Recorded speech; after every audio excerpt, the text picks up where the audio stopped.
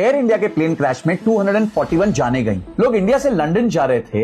Airline तो Indian थी, पर जो प्लेन था वो अमेरिकन मेक था। अब सवाल ये है कि ऐसी ट्रेजेडी होगी तो कॉम्पनसेशन कौन देगा? एयरलाइन देगी, वो कंट्री देगी जहां पे एक्सीडेंट हुआ, या मैन्युफैक्चरर देगी? इसी कंफ्यूजन को दूर करने के लिए मॉन्ट्रियल कन्वेंशन बनाया गया था 1999 में। इंडिया को इंक्लूड करके 135 कंट्रीज ने इस कन्वेंशन को साइन किया है। इसका रूल बड़ा सिंपल है, अगर इंटरनेशनल फ्लाइट में पैसेंजर को चोट लगती है या उसकी मृत्यु हो जाती है तो एयरलाइन को पूरी लायबिलिटी उठानी पड़ेगी। बट इसकी लिमिट फिक्स की गई है और इस लिमिट तक एयरलाइन को अपनी लायबिलिटी माननी पड़ेगी। वो डिफेंड भी नहीं कर पाएगा इवन अगर नेग्लिजेंस साबित ना हो। इसकी मैक्स लिमिट आज के दिन है 1,51,880 SDR और एक SDR करीबन 122 रुपए का है, यानी टोटल लायबिलिटी हो गई 1.85 करोड़ रुपीस। और अगर पैसेंजर या उसकी फैमिली इससे ज्यादा का क्लेम करती है तभी एयरलाइन को चांस है डिफेंड करने का। एयर इंडिया ने फिलहाल सबको 1 करोड़ का कॉम्पनसेशन अनाउंस किया है और इंटरिम रिलीफ के लिए 25 लाख रुपए दे दिए हैं। लेकिन मॉन्ट्रियल कन्वेंशन कोर्ट्स को इस अमाउंट को रिवाइज करने का राइट देता है अगर फाइनेंशियल डिपेंडेंसी या नेग्लिजेंस प्रूव हो जाती है, और इसमें सुप्रीम कोर्ट का प्रणय सेठी रूल जो है वो एप्लीकेबल हो सकता है। और एक पावरफुल क्लॉज ये भी है कि पैसेंजर अपनी होम कंट्री में एयरलाइन को सू कर सकता है। तो एयरक्राफ्ट यूएस का था, कैरियर इंडियन था, इंडिया में क्रैश हुआ